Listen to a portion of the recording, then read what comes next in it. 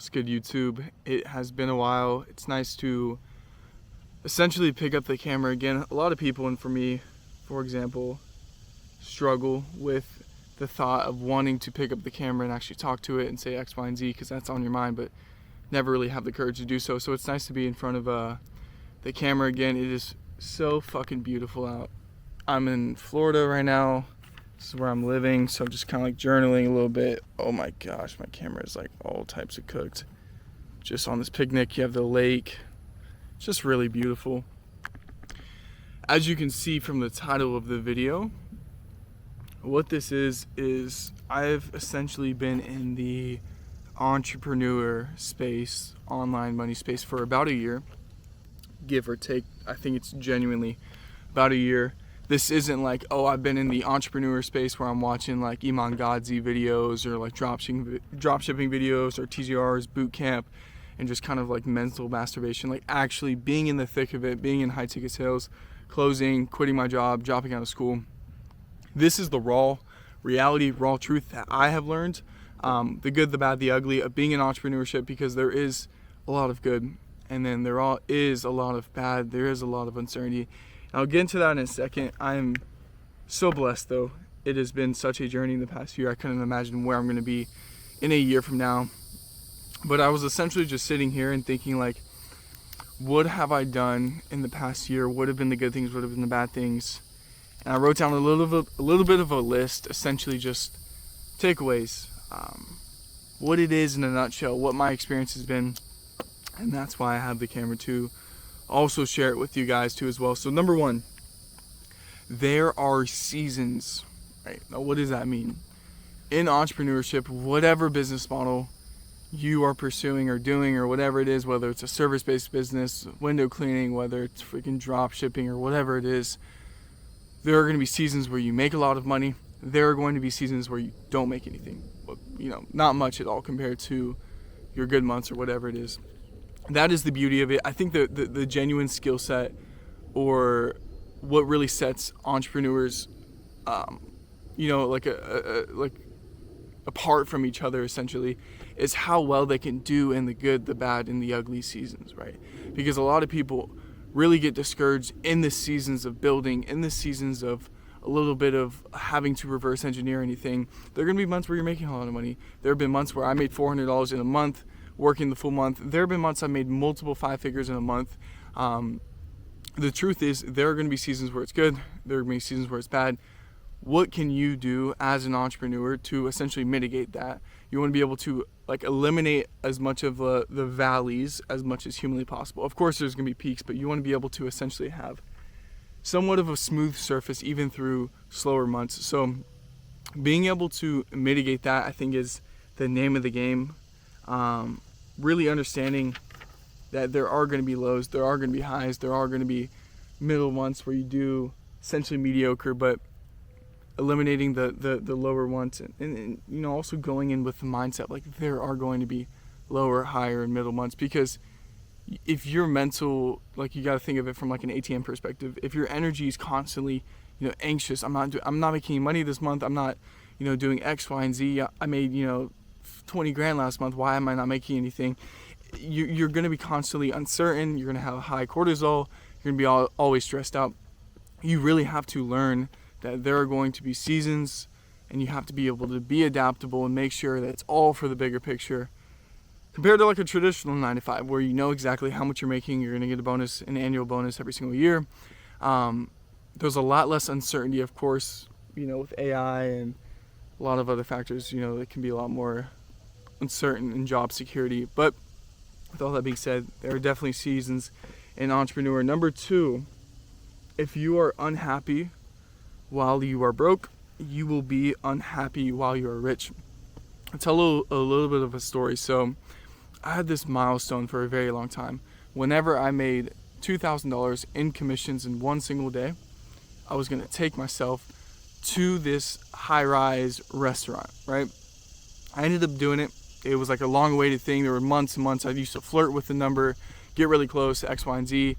I finally did it, and my biggest takeaway essentially from it was, I went alone, for example.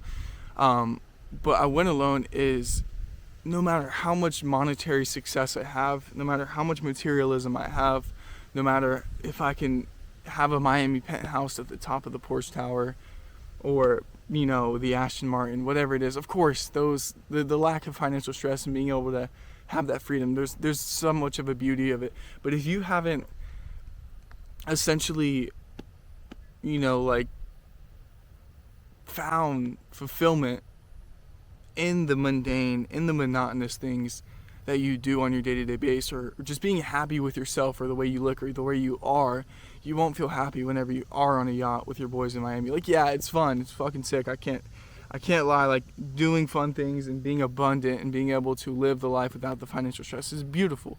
But at the end of the day, the truth is, if you aren't happy, if you aren't fulfilled when you're broke, you aren't going to be when you're rich, because a lot of people fantasize about it. I know I used to a lot, that whenever I hit X or Y or Z, then I'm going to be so much more fulfilled, so much more, secure in myself or whatever it is. Yes, it opens up a lot of doors, but if you're not happy when you're not broke, or when you are broke, you are not going to be happy when you're rich. Number 2, so now number 3. One big thing for me was overcoming limiting beliefs. For example, you truly have to believe you can be the person that can receive X, Y, and Z, whatever goal you're going for, before you actually do it, right? There were times in my life where I was in this constant pursuit of getting, let's say for example, 10K a month. It's everybody's milestone. For a while, I was am I even the person that, deserves that? Am I taking actions like the person that deserves that or gets that? Then once I got to it, it was oh wow, I can actually do this. If I stick to it long enough, then I can actually do it. So now I have this just absolute confidence in myself that I can do whatever I put my mind to. Yes, the time horizon might be different for me or for other people or whatever it is. But once I overcame those limiting beliefs of can I be successful? Can I do what I say I'm going to do? Can I actually stick to something long enough to see the results and the fruits of my labor? Then I will achieve it. And it's been a good thing, in a lot of ways, because then your mind just really opens up to how can I just maximize myself to be able to set myself in if I'm flinching a lot too, there's fire ants that keep jumping on this table, so I'm kind of tweaking out over here. But with all that being said, you need to be able to overcome the limiting beliefs even before you even get to the position where you overcame it, from a tangible outcome, because if you don't fully believe that you can, then you won't. It's really hard to.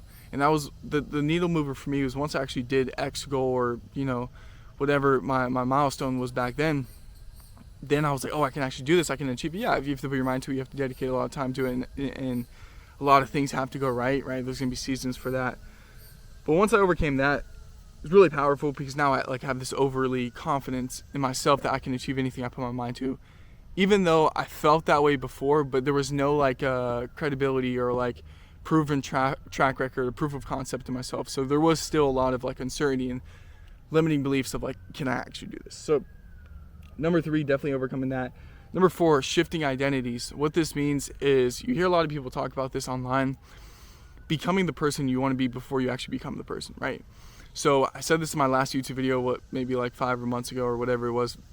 When you're trying to fall asleep, you're sitting there, you have to act like you're asleep to be able to actually become asleep. You have to essentially shift your identity to be able to become the person you want to be. So if you're somebody that's making X amount every single month, let's say 20 grand a month as a agency owner or whatever it is, you have to make decisions like the person that is making 20 grand a month, even if you're not. Also too, as well, believing that you can get to 20 grand a month, or be the person that can receive and walk through the door of making 20 grand a month and profit or whatever it is. The biggest thing with that is it was the saying, and I said this in my last YouTube video, it's your thoughts are your beliefs and your beliefs are reality. If you first can't even think like the person, or make decisions, or have the utmost confidence that you can do the tangible outcome that you're looking for, then you won't get there, right? Because your thoughts are your beliefs, that'll be your belief system. Your belief systems, maybe I'm not good enough, I'm not smart enough to be able to do X, Y, and Z. And then also too, as well, if you first think you can do X and you actually believe that, then it will become a reality in some way, shape, or form in enough time. But genuinely just shifting your identity to the person you want to be or need to be or whatever it is so you can achieve X or Y goal. Doing the thing is the only way to learn. There's a saying that says, nobody learns how to swim from reading about it. You can go to school. By the way, for context, I did drop out of school. I think school is phenomenal. I think it's really good. You can go to school. You can watch all the courses. You can go on YouTube and learn everything about everything. At the end of the day, if you're not in the thick of it, if your hands aren't getting dirty, you're never going to know what it actually is and how to actually essentially do the thing, right? So it's like the swimming example, for example. Yeah, I just like spoke twice about example. But the swimming, it's like nobody learns on how to, obviously swim by just reading about it. The same thing, nobody learns how to play the piano by reading about it. You have to actually do the thing, whatever it is. It doesn't even matter. This is applicable for literally anything else in life. But you have to do it. You have to put yourself in an uncomfortable position to be able to grow and learn from whatever you're trying to achieve. Because at the end of the day, like, it's nice to read in books and watch podcasts. Like, I'm all for it. Like, it's good to always know about X or Y or Z, but like at the end of the day, you can't be like a knowledge junkie. You have to be an application junkie. Because if you don't actually put yourself in an uncomfortable position to be able to actually have to learn, right? For example, marketing. I am primarily sales, right? I've learned so much about marketing just from being in the sales aspect. I've learned so much about sales from reviewing my calls and seeing what I did right or wrong. I've learned so much about different business models because I'm either A, selling it, or B, learning more about it so I can, whatever it is. You can go to school for 4 years, 8 years, 12 years. You won't ever actually get experience until you're in the thick of it. You actually know exactly what to do. Of course, there's going to be some, knowledge and ramp up period with anything else in life. You have to know how to, type and click buttons. But at the end of the day, you won't learn until you actually do it. And that's the biggest thing I have learned, especially too, is like just being in the thick of it. That will put you in a position you have to learn, right? Number 6 is there is always a trade-off. My handwriting is terrible, but there is always a trade-off with anything else in life. Let me actually get up for this one because I feel like walking around this DJI is heating up. But there is always a trade-off for whatever you do, whether it's entrepreneurship, whether it's a 9-to-5, whether it's X or Y or Z. I keep saying X or Y or Z. Let me be redundant, but there is always going to be a trade-off for anything in life. So, for example, yes, I might be able to make more money. I might be able to have the freedom of making, when I want to take calls or when I want to work. But at the end of the day, I'm working 7 days a week, right? My availability is open 7 days a week. I'm not able to go on holiday every single weekend or go to the beach or whatever it is compared to somebody who's working a 9-to-5. Like, for example, they are essentially free to, Saturday, Sunday, they have nothing to worry about. Or too as well, like, for example, I used to be like a server for a while, and once I like clocked out, once I actually like finished like serving in my section or whatever it is, I cleaned it. I don't think about it twice until the next time I work, right? Until I have to actually like clock in, serve tables. I don't think twice about for example, Olive Garden, that's where I was working. I have that freedom, right? For me, with entrepreneurship, obviously there's a lot of upsides to it, but yeah, my phone is constantly getting buzzed, ringed. People are texting me for X, Y, and Z. You kind of have to, there's almost like a little bit of like anxiety that is to it if you don't, there is a lot of anxiety that comes with it if you don't put yourself in a position like having a second phone or whatever it is. So there is always a trade-off, right? Like, some people like, let's go plan a beach day with the boys on Saturday. Or like my girlfriend, for example, let's go have a date night. Like, there's just some nights I just can't, right? Like there's a lot of, I can't speak. There's a lot of different reasons on why that might or might not be the case. But that is the trade-off. With anything else in life, you just have to be able to essentially see what trade-off you like more, right? Like, I can make my own schedule. I can work whenever I want. I can work from wherever I want in the world, from my computer, at the comfort of my own home. And I can choose my hours. I can, there's a lot of upsides to it. But yeah, there's a lot of uncertainty. Before, like, if I don't make deals, then I don't make money, right? It's like commission-based only. Or if I don't, have calls on my board, I can't make money. So, or, of course, there's other ways to do, dude, like these fire ants, they're all over me, my fault. There's obviously a lot of different ways, and there's money in the pipeline, but that's for another video. But essentially, the biggest thing is you are going to have to be able to be okay with the trade-off. I'd rather do that than make $150 as a serving shift at a restaurant and be tied down. You have to be at Olive Garden at 4 p.m. because that shit just sucks. Have the trade-off of, you know, people text me in the middle of the night, right? Like, people call me, I'm out hanging out with my friends, and like, people are spamming the fuck out of me, like, what are we doing? So there's always gonna be a trade-off. It's been a beautiful year, dude. This DJI is so hot right now, but it's been a beautiful year. It is also beautiful here. Let's see if it flips it around. Just so green. Like, I'm so fucking grateful, man. Like, it's so nice. It's just the shade, the big trees, like, I don't know. Summer is definitely very beautiful. Sometimes we and I can take it for granted. But the biggest thing is there's going to be good, there's going to be bad, there's going to be ugly. Really being able to take the path of most resistance, or not, the path of, you know, the least amount of people taking it, right? Like, not a lot of people are willing to overcome the uncertainty of making, you know, $500 a month for the first 6 months, or, you know, working 50 hours in a week and not making a single dollar. Not a lot of people are willing to do that. If you can have that utmost conviction that you can achieve whatever the fuck you put your mind to, I think it's really beautiful if you just go all in and commit yourself, and not actually going all in and watching Iman Gadzhi and making an AI automation and freaking day trading a liquidity sweep. Like, actually doing the thing, putting yourself in an uncomfortable position to where you have to succeed. I think that's the only way that you will actually be able to see the results, the fruits of your labor, or whatever you want to call it.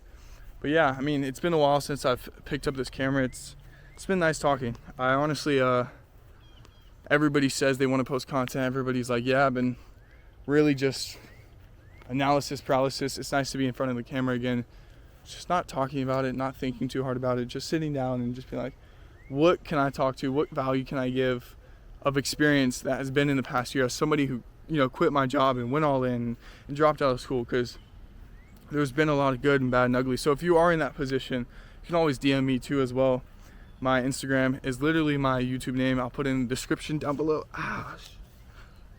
Fire ants are terrible. I just get up again. But yeah, it's been a journey. I loved every part of it. I've loved the good, the bad, and the ugly. It's still time to grow. There's a lot more challenges and hurdles to come. But if you guys ever have any questions too as well, if you feel like you're in this position and you haven't taken that actionable step to go all in, always DM me. I'm here to help too as well, because I've been there before. I've been there, you know, twiddling with my thumbs like, what the hell do I do? So it's really nice talking to you guys. I will see you guys in the next video.